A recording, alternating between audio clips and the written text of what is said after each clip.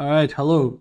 This is gonna be a bit different of a video. I didn't think I would have to make this video, but after reading all the comments surrounding the choices that I've made to the weapons on my private weapons video, I realized that you guys were right. It's just not that good, you know. It's the weapon choices that I have are just off meta. I'm just trying to be different for the sake of being different. They're not actually good. After trying some meta setups myself, I can confidently say this, and I am sorry. I was wrong. The starter, it's not that good of a weapon actually. It's you have to charge it for 2 whole seconds, and then you fire this whatever shot that you know. If I was using the turret, I would have 20 times multiplier with a good roll even. Like if I had this Riven on the turret, I would be whooping ass, you know. But now I wasted 800 rolls on a starter that is not even that good. So from now on, I'm gonna showcase more meta stuff, like the setup that I have for you here today. So this is my Revenant setup. I need to format one more time, but I was really bored to show this, so I'm just gonna show what it can do on its own. As you see, we have shield gating with Brief Respite catalyzing shield. Adaptation, of course, to not take damage by enemies. Health conversion and equilibrium to boost our armor value even more because, I mean, he's a squishy boy, he has 270 health. Prime sure-footed, obviously, the best mode in the game.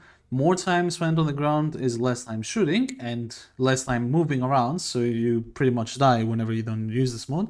And if all is phased, we have Rolling Guard. The mode that I'm missing here, I would need to forma the aura with an aura forma, with an aura forma, my bad, and use an energy nexus mode here, so I can never run out of energy as well. And we're using Arcane Guardian for even more armor, and Arcane Avenger for a bit of crit chance to our weapon, so we can deal damage. We pair this with a roar, so we can get an insane damage increase of 50%. Is that correct? Wait, unironically, outside of joke, why does it say 50%? It's supposed to be 30. Hello? How did I break this? Whatever. So yeah, this is the build, and here is the turret build. So right here we have the only thing that we really need was damage. So you add every damage mode. Multi-shots, always a must, and then add as much crit as possible. This is Toxin on its own, so we don't need to change the element that is shooting. Toxin itself is goated. Goes through shields of Corpus, completely destroys Grenier with its DOTs, so we don't really need to change it. Then we have a dual toxocyst, which is with my Riven mode that gives me damage, so we add even more damage, and then even more damage, and then we add even more damage. Because all you want to see is the damage go up. Now you may be saying, okay, but Moog or Wisp or whatever you want to call me, what if we added the Bane mode or whatever the hell the modes are called? Why wouldn't you add a Bane mode instead of a damage mode? Because you guys need to understand, the Bane modes gives you 55% extra damage for a specific faction, while this mod gives you 165% damage to all factions. So why would I use a Bane mod when I can just use this mod? Answer me this. Like, look at the damage difference. I go from 924 to 1500. Why would I use a Bane mode? This thing is useless. Do not use Bane modes. And for the Glaive Prime, I mean, how can you go wrong with the Glaive Prime? We have yet another Riven. Really, really good. 211 rolls. This is a good investment right here because this is actually meta. So we have Power Throw. Amazing mode. Multiplicative on everything. Condition Overload, of course. The best damage mode in the game. And we are using Viral because this weapon has guaranteed bleed. So we use Viral. Right? And then crits. That's all you need, right? Melee duplicate because we do yellow crits most of the time on this, and that is pretty much it. You don't need anything else.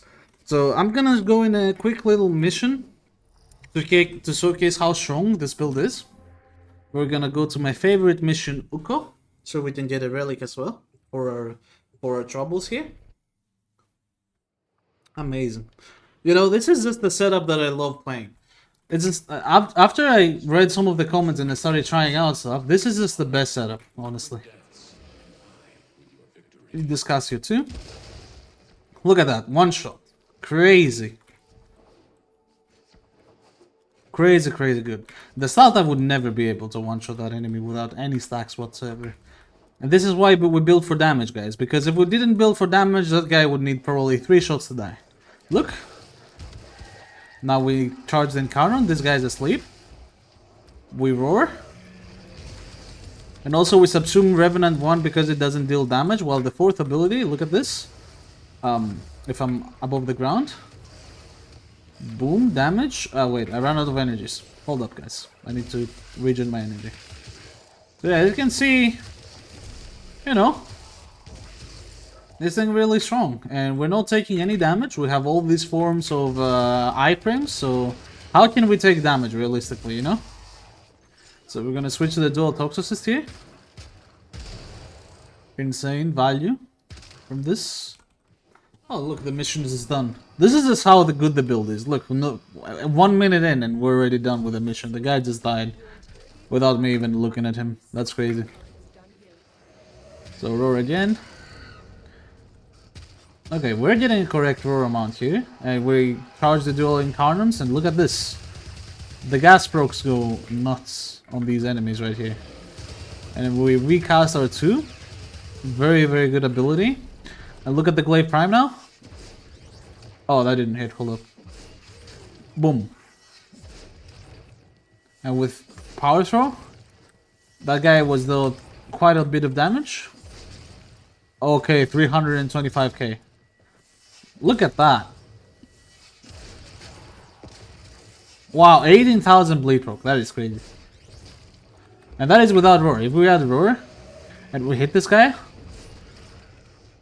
he dies without the bleed proc. That is crazy. Glaive Prime, just the goated weapon, honestly. Look at that. That's... Look at that bleed. Damn, that is good. And even if our Mesmer skin runs out, we still have like health conversion sacks. We have rolling guard. How can you die? How can you die? It's really the best survivability build in the game. You know, since our weapons have all these damage modes, we don't need anything else on our warframe rather than survivability. And a bit of mobility, so don't forget to use your 3 to traverse around the talus, because bullet jumping sometimes can be difficult. So that is the build, guys. We got a really good relic from this as well. Amazing. Love Hildren. Yeah, go try this out, because I think this is one to look out for. I think this is like a very strong build that YouTubers will start copy pasting all around. Because imagine how unkillable you are with all these layers of iframes, with your Mesmer skin, your catalyzing shields, shield gating, the invulnerability from rolling guard, and then we have health conversion, equilibrium, and arcane guardian, boosting our armors to ridiculous levels. You just can't die. It's impossible. So yeah, that is the setup. I hope you guys enjoyed it, and I will see you on the next video.